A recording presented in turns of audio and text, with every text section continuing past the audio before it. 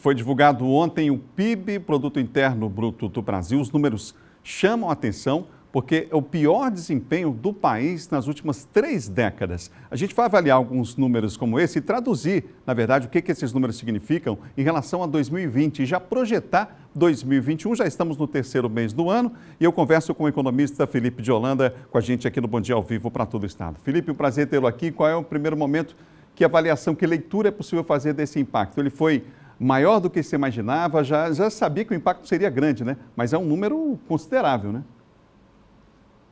Bom dia, Adalberto, bom dia a todos os espectadores.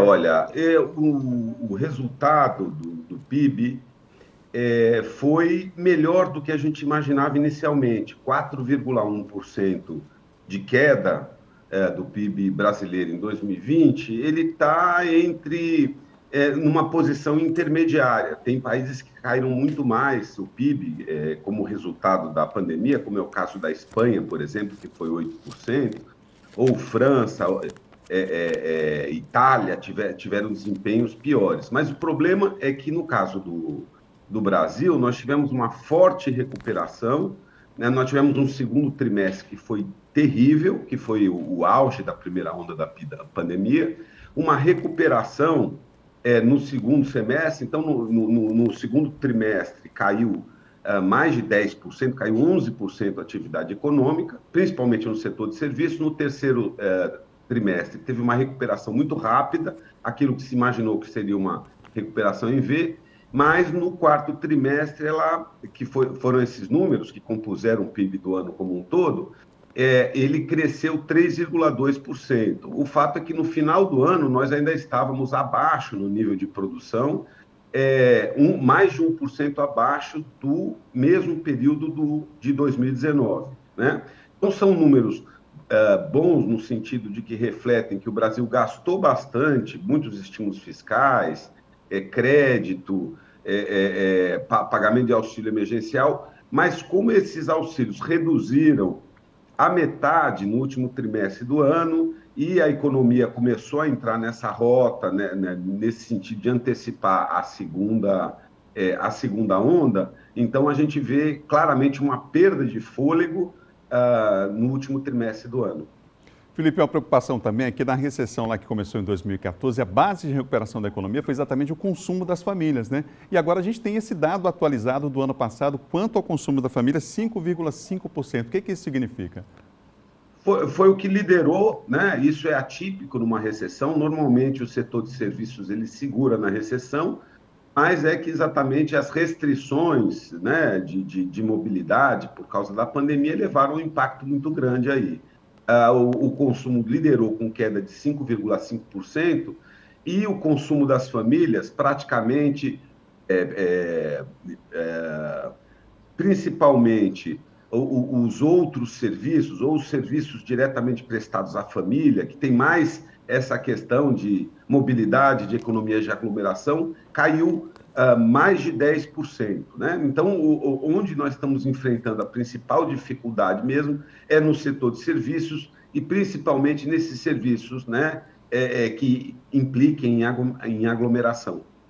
Nós tivemos ontem na coletiva o governador Flávio Dino falando sobre o número de empregos gerados no Maranhão nesse período da pandemia, não é? Mas me parece que não dá muito para comemorar esse número, porque nós temos aí também no Maranhão um número ainda enorme em relação ao comércio que é informal, né? A informalidade ainda é muito grande. E essas pessoas que estão no comércio informal também, claro, foram impactadas por essa pandemia. Qual o reflexo disso aqui no Maranhão, a gente pode dizer, em relação ao ano passado, a partir desses dados nacionais, Felipe?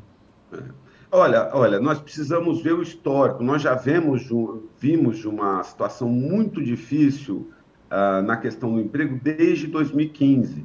Na verdade, nós tivemos um processo de precarização nas relações de trabalho. Muita gente perdeu o emprego formal e conseguiu um emprego precário, um emprego de tempo parcial, sem carteira assinada, com menores salários, e esse processo não havia se recuperado depois da recessão de 2017 a 2019. A gente vê o Maranhão teve sim uma recuperação, mas depois ela foi abortada, né? Então a pandemia ela vem em cima de uma situação na qual a gente já tem uma estrutura de emprego deteriorada.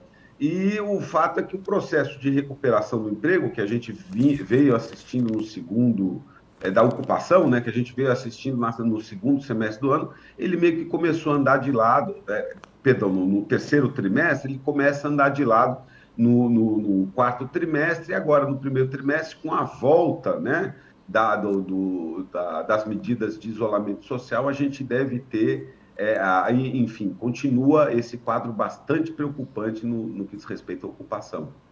Para encerrar, Felipe, nosso tempo está quase esgotado. A Fundação Getúlio Vargas já projeta um ano bastante complicado e que a gente deve perder. Com essa nova onda do coronavírus, com esse momento que nós estamos vivendo lamentável da pandemia, 6 meses praticamente vão embora. Essa é uma projeção já, inclusive, que a Fundação Getúlio Vargas faz de um resultado negativo na economia, pelo menos nos 2 primeiros trimestres. Sem dúvida.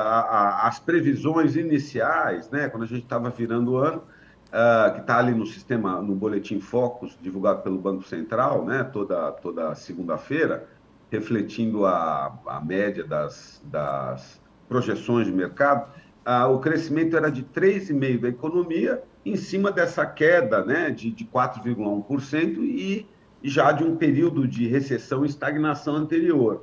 Com certeza, a emergência da segunda onda vai piorar esse processo. A gente vai ter agora praticamente o país inteiro entrando, né, em lockdown, e vamos ter um desenho muito semelhante ao que nós tivemos no ano passado, de uma parada muito bruta, principalmente no setor, né, de serviços, essa área, né, que exige mais a questão presencial, e muito provavelmente não vai ser possível recuperar no segundo semestre. Então, a gente vai ter um ano também bastante difícil, um desenho parecido do ponto de vista de atividades em relação ao ano de 2020.